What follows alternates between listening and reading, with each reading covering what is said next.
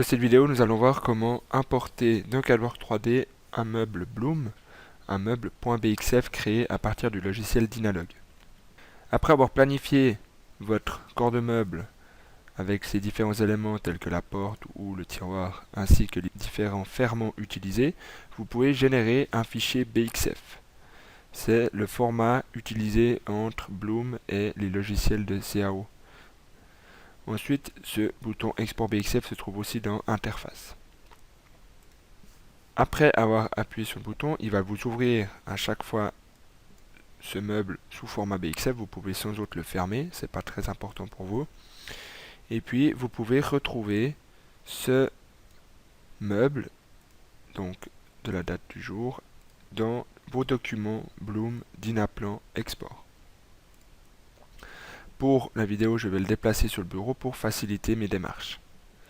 Ensuite, dans votre 3D, vous pouvez, à partir de Ajouter, Fichier, et vous trouvez ici le fichier bloom.bxf.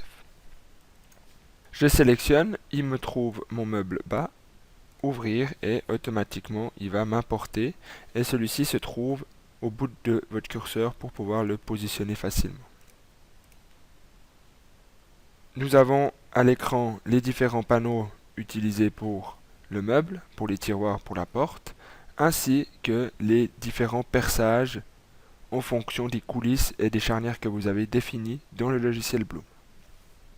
Depuis la version 22, vous pouvez directement importer les coulisses en même temps que votre fichier ou que votre meuble Bloom.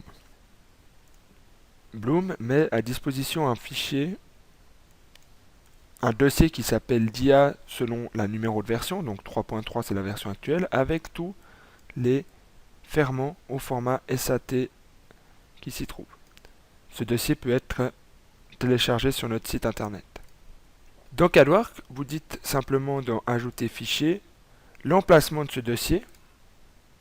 Donc je vais lui dire où se trouve cet export DIA. Sélectionnez le dossier. Et lorsque je fais le même import que tout à l'heure, il va cette fois-ci automatiquement ajouter tous les ferrements définis dans ce corps de meuble en 3D.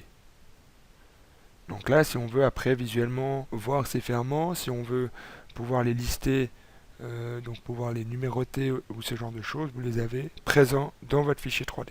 L'import est un petit peu plus long car nous avons un peu plus d'éléments à générer dans le 3D. Je vais le poser par-dessus, comme ça on verra bien la différence. Donc on a toujours notre corps de meuble, les perçages sont toujours présents. Par contre, nous avons maintenant les ferrements qui sont affichés. Donc si je cache peut-être un des éléments,